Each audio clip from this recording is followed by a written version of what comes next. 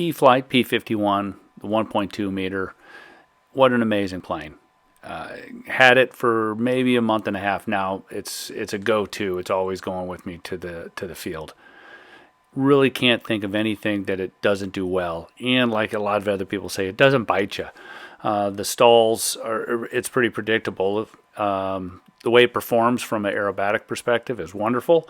So here is just a quick little flight. Found a cameraman to take some footage other than the hat cam. Anyway, doing some simple aerobatics. It does it amazingly well.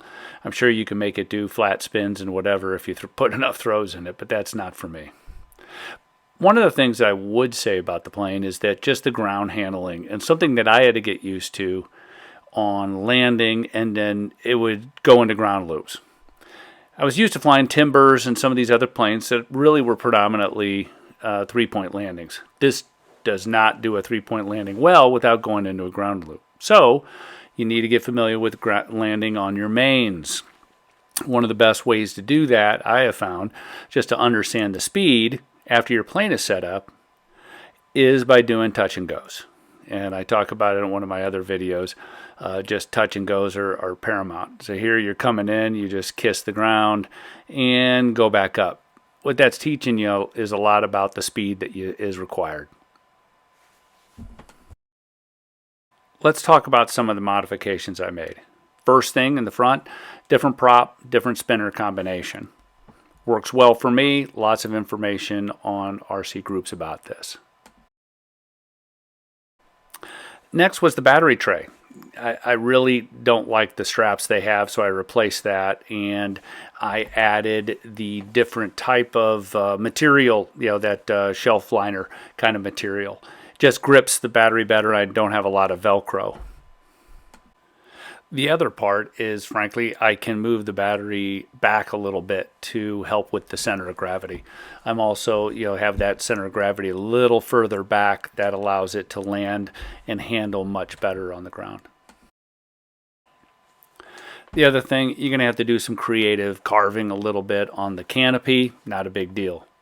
I did put half an ounce of lead in the tail.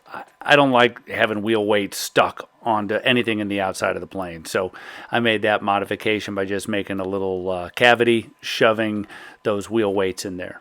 Last thing was, frankly, a foam wheel. A lot better than that hard plastic one. It helped quite a bit with the ground handling. Let's talk about landings. Standard approach, not a big deal.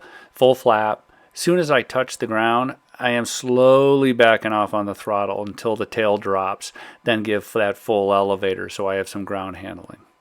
This approach, full flap, it's pretty windy. And this thing will float a bit, and you'll see it's not wanting to come down, so go around. When in doubt, I just decided to go around, flipped it to half flap. By the way, I don't take off with any flap, doesn't need it. So half flap, and settled in just fine, as you'll see.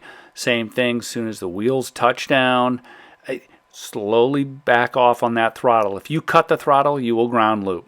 So just slowly cut back on the throttle, the tail settles down, you have full control. Hope you enjoyed the video. If you have any comments, shoot me a note. I'll be more than happy to help you out anyway. Take care. Bye.